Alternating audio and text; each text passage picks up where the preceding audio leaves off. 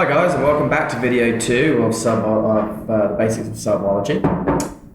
So now we're going to be looking at something called the cell theory. Okay, and this was a theory the scientists came up with about things that are made of cells, which is basically everything that is alive. So three key ideas of the cell theory are that all living things are composed of cells or cell products, that the cell is the smallest unit of life, and that cells can only arise from cells that pre-existed.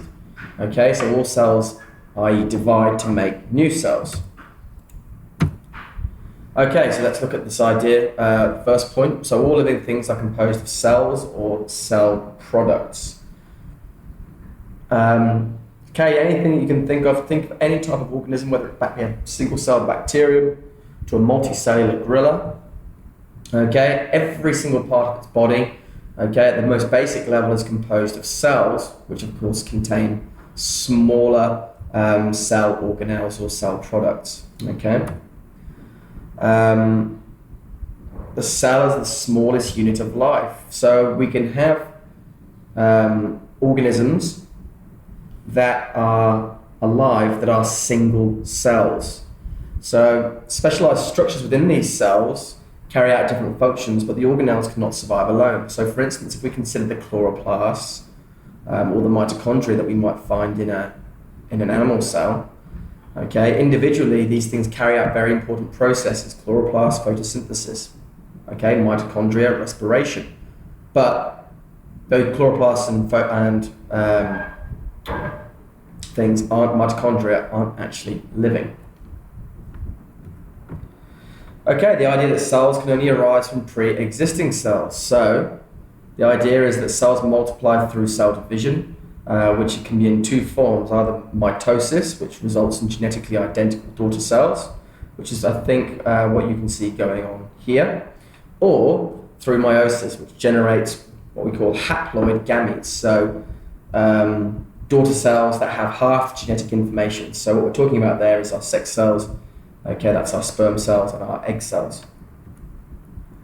Okay, so there are some exceptions to the cell theory. So remember, within biology, there are often exceptions to the rules. So most cells will fit nice and neatly into that cell theory, but there are some that don't. Okay, and one of those is the striated muscle.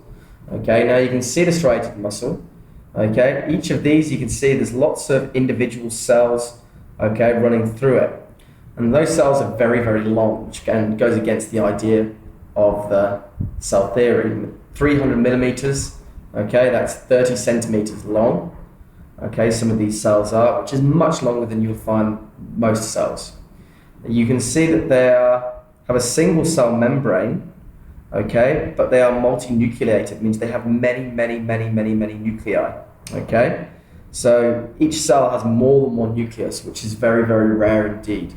And so this doesn't conform to the standard view. Okay, other cells that might do this, or other organisms that challenge the cell theory, okay, is the fact that is fungal hyphae. So hyphae are what grow out of from a fungus. They go down through the ground, they will stretch out into the ground, they will grow into organic matter that they want to try and decompose. So again, fungal hyphae are very, very large, and they have many nuclei and continuous cytoplasm. So again, this is almost like one large cell with more than one nuclei and continuous cytoplasm. The tubular system of hyphae form dense networks called mycelium, and like muscle cells, they are multinucleated. And they have cell walls, like plant cells, made of something called chitin. So that's another example. Another one, very interesting one here, is Acetabularia, which is a giant algae. Now you can see these, they're quite easily visible, but each of these is a single cell organism. This isn't made up of lots and lots of individual cells. Okay, they can be anywhere between 5 and 100 millimeters, okay? So anywhere between 5 millimeters and 10 centimeters long. So they're quite big, they're very, very visual. They often grow underwater. Like I said, large inside, and actually pretty complex in form. So it's most cells sort of kind of look the same everywhere you look. Okay, a muscle cell, whether you're looking at it from the top or the bottom, looks like a muscle cell. Whereas these have very distinct regions. They have like a bottom rhizoid that kind of resembles a set of roots. Okay, you can't sort of see the rhizoids on these because they're sort of whatever there is actually holding the acetable area is actually going into. It's got a long stalk. The long stalk you can see here, and it's got a top umbrella of branches that kind of fuse into one of this white cap. Okay, and the single nucleus is located in the rhizoid, so that's down in whatever it's actually holding onto to kind of give it its purchase on the ground. So that's another interesting one that questions this cell theory. Okay, continuing on.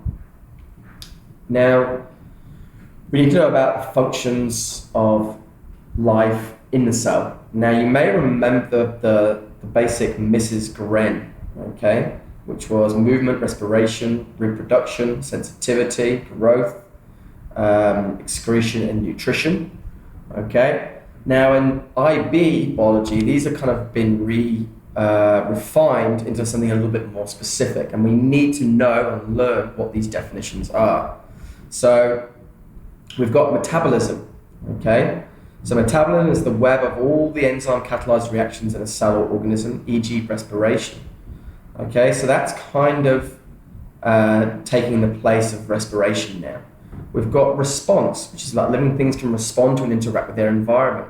Okay, now that's obviously instead of sensitivity. We've got homeostasis, which remains the same, which is the regulation and the maintenance of constant internal environment, e.g. pH of water. Growth remains the same, that living things can grow and change size, can grow or change size and shape, okay, by multiplying the cells that they have and by growing the cells that they have. Excretion stays the same, so the removal of the metabolic waste from metabolism. Reproduction stays the same, where living things can produce offspring, either sexually or asexually. And nutrition, so that it is the feeding by either synthesis of organic molecules, e.g. photosynthesis, or the absorption of organic matter. Okay, so that's autotrophic and heterotrophic nutrition. Autotrophic being plants, which photosynthesize, and heterotrophic is where we're eating food and then absorbing it in our small intestines, which is what most organisms do. Of course, you've got other things in there, other forms of heterotrophic nutrition, like saprotrophs, so things like fungus and bacteria, which have their hyphae, which go out into the things that they're breaking down and start to digest them. So remembering the function of life, okay, the new one is Mr. H. Gren, okay, so metabolism, response, homeostasis for our H, growth, reproduction, excretion, and nutrition, okay, we're at each of those, so that might help you. So rather than now being Mr. Gren, it's now Mr. H. Gren. All right, so some key things that you might need to remember for is comparing two organisms and how they show these functions of life. Okay, so looking at two very small one cell organisms. The first one we're going to be looking at is a paramecium. Okay, so here's the paramecium. Okay, you can see there are things inside it, little green globules. There are these things, there are these things over here. Okay, these little things. There's lots of things going on inside this paramecium, and obviously it's alive, so it's performing all of the Mr. H. Gren functions. So how is it doing that? Well, let's have a look. So how is it performing homeostasis? So it's got these contractile vacuoles which fill it with water and expel it through the plasma membrane to manage the water content. So if it's too full of water and it needs to change that, it can release it out of the cell membrane. Okay, how does it metabolize? Well, most metabolic pathways happen in the cytoplasm. So respiration is still going on. If it's not going to be photosynthesizing, but it's going to be definitely ingesting certain things and breaking them down using enzymes. All right, we're going to have response. So it's got cilia around the outside of it. Now you can see these little things, they're like little whiskers, and they can move. Okay, so they can respond to changes in the environment, so they can move towards food, away from light, towards light, however they need to do it. Okay, homeostasis we've just talked about. They can grow, so after consuming and assimilating biomass from food, the paramecium will get larger until it divides. Remember, they won't just keep getting bigger and bigger and bigger, and we'll come to why they don't do that in a short moment. Okay, but it's safe to say that they won't keep growing indefinitely. It will get to a certain size, and it will divide. Okay, reproduction. Okay, inside here, the nucleus, you can see a nucleus pointing to a nucleus, and that can divide to support cell division by what we call mitosis. And so reproduction in these is often asexual, so it's cloning, it will clone itself and reproduce an exact copy. Okay, from here, how does it excrete? Well, it doesn't have an anus, but the plasma membranes can control the entry and exit of substances, including the expulsion of metabolic waste. Okay, and the last one here is nutrition, where food vacuoles that contain organisms the paramecium has consumed, so it can take in different things and consume them. Okay, so that is a paramecium. And we need to know one example as well of another type of organism, and the one we're going to look at is chlorella.